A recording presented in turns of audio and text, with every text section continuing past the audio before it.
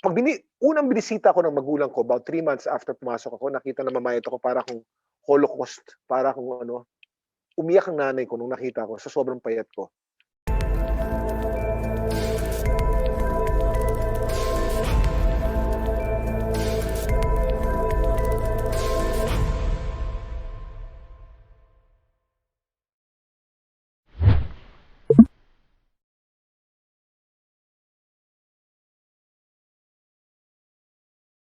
I'm very close to Dingdong dahil unang-una kumpare ako ng ninong ako ng anak niya. But more than that, when about siguro mga 7 or 8 years ago when he wanted to get into fitness, tumaba si Dong noon eh. And he wanted to run. Sabi ko, Dong, sumama ka sa akin, tumakbo tayo. Dong then was only ano lang, kumbaga acquaintance, no?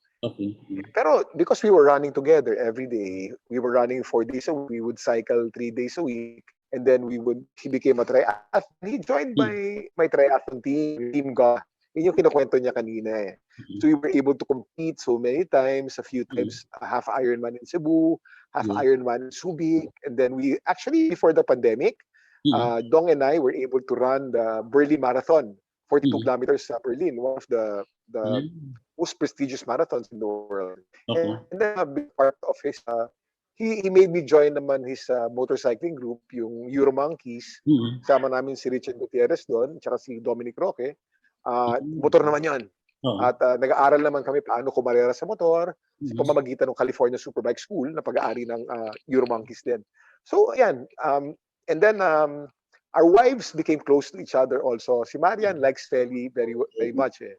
We have dinners together, and then nung kinasal si Vicky Bello, ilang years ago, about 3 years ago, sabay kami pumunta sa France at naging very close si Marian sa misis ko kay Feli. And since that time onwards, naging magkasundo sila and they like each other. They hang out together. Yeah. Meron pa ako ibang kapusong kaibigan pala. Sorry ha, I forgot about Drew and Iya. Si Drew,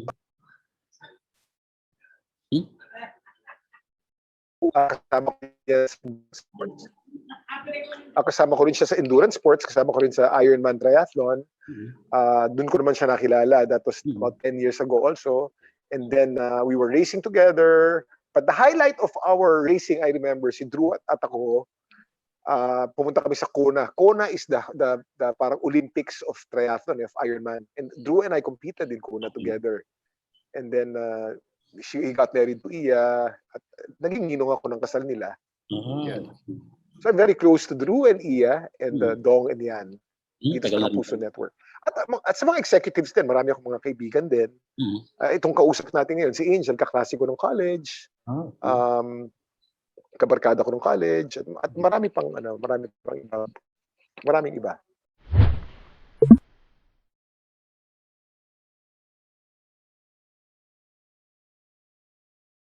Hindi ako pwedeng ikumpara kay Mang Tani. Ano yan eh, apples and oranges yan eh. Hindi ako, unang-una, mentor ko si Mang Tani eh. When it comes to weather, kakaiba si Mang Tani dahil bossing ng Pag-asa yan eh. And he was the one who taught me weather when I was doing my weather. Ang kakayanan ni Mang Tani ay hindi ko matutumbasan. Kailangan ko muna mag-aral sa isang universidad at makakuha ng doctorate sa meteorology para mapalapit kay Mang Tani. Ganyan kataas ang tingin ko dyan sa mamang yan. Ang maidudulot ko, ang maibibigay ko naman ay synergistic kay Mang Tani. I'm looking forward to my segment on TV Patrol kasi pwede siya magbigay ng weather na galing sa punto de vista ng isang scientist at pwede naman ako magbigay ng kaalaman na mula naman sa punto de vista ng isang Kuya Kim. Bagay, hindi ba? Hindi dapat paglabanin at hindi magkakalaban kailanman, kundi magsasama at magiging mas malakas together. Yun.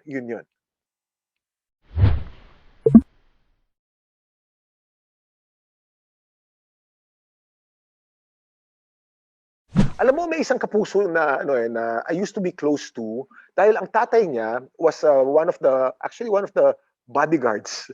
One of the bodyguards of my dad. Not many people know this, no?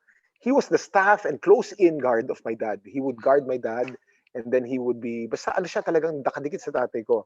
Ang pangalan ng taong yon ay si Cesar Bunagan. Si Mang Cesar ang tawag ko sa kanya. Alam mo kung sino ang anak niya? na naging superstar dito sa Kapuso Network? Si Bitoy. Si Bitoy, si Bubblegang, ano bang screen name ni Bitoy? Si Michael V. Yeah. So, si Michael V, malalim ang pinagsamahan namin yan dahil sa mga tatay namin. Mang Cesar was my dad's aide.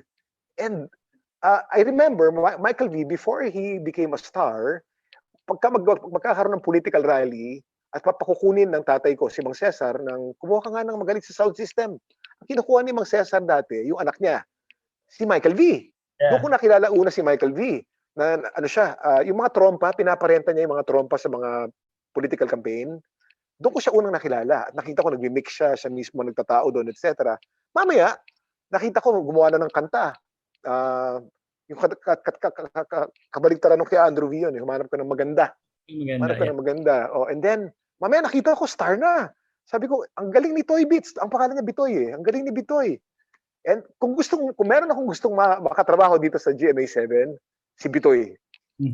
So, sana payagan ako ng news. And I'm sure naalagaan naman ni Bitoy yung pagagawa sa akin dun sa Bubble Gang if ever. Dahil may inaalagaan akong image din at equity dahil galing ako sa news and public affairs eh. Pero gusto ko makatrabaho si Bitoy. At tawan-tawa ako dun sa Bubble Gang niya. Isa siyang henyo eh. Hindi ko akalain na ganun kagaling si Bitoy. When I met him, when we were both kids. Malalim ang pinagsamahan namin ni Bitoy.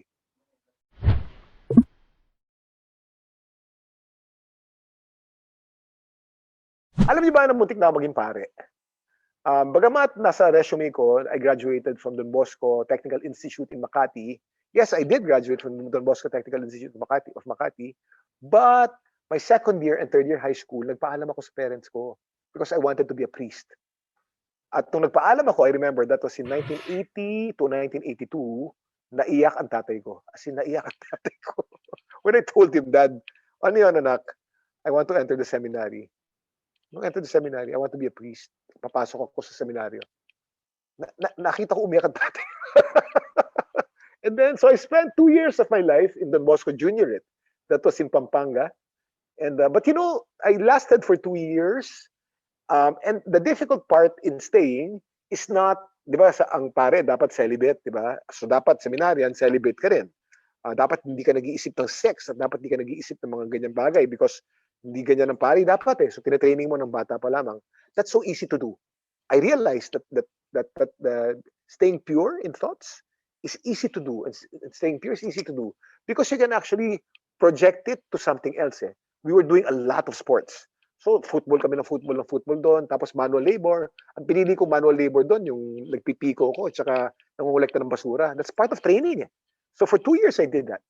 But you know what made me leave? Kaya nakaka-relate ako sa tao mahirap eh. It was not the celibacy. It was the hunger. The physical hunger. We were so hungry all the time. And that was part of training. Ang for me, mga brother superiors namin noon were all Italians, fresh from World War II. So, nagdagdaan sila sa hirap ng World War II. At yung training na ginawa sa kanila noong 1950s, yun ang ginawa sa aming mga bata sa Don Bosco Juniorate. So, ang pagkain namin, rasyon. I was a 14, 15-year-old kid and I was eating ration food na sobrang konti. I was so hungry, I'd wake up in the morning, ang una kong nasa isip, pagkain. Buong araw wala ko iniisip kundi pagkain. Pagtulog ko sa gabi, ang nasa isip ko pagkain. Unang binisita ko ng magulang ko, about 3 months after pumasok ako, nakita na mamayat ako para akong Holocaust, para akong umiyak ang nanay ko nung nakita ko sa sobrang payat ko. And then, ang pagkain doon, pag binigyan ka ng parents mo ng pagkain, kinakailangan ubusin mo within 1 day, o ipamigay mo sa lahat ng kasama mo, tapos wala na ulit. Balik ka na naman doon sa rationing. The reason I left the seminary was because of physical hunger. Yun lang, ganun kasimple. So yung mga taong nagugutom ngayon sa mga depressed areas, alam ko yung feeling ng gutom. Ang hirap nun.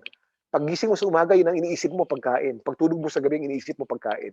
Yung sex, madali lang yun. Pwede mo ipagpag yun, iano mo lang yun, mag-football ka, mag-sports ka, matatanggal sa utak mo yan eh. But yun ang trivia tungkol sa akin. So I left the seminary when I was third year high school. Then I studied 4th year high school in Don Bosco. And I graduated my high school in Don Bosco, Makati. But I was going to be a Catholic priest. Now I'm a born-again Christian. So, Christian still, but I was gonna be a priest.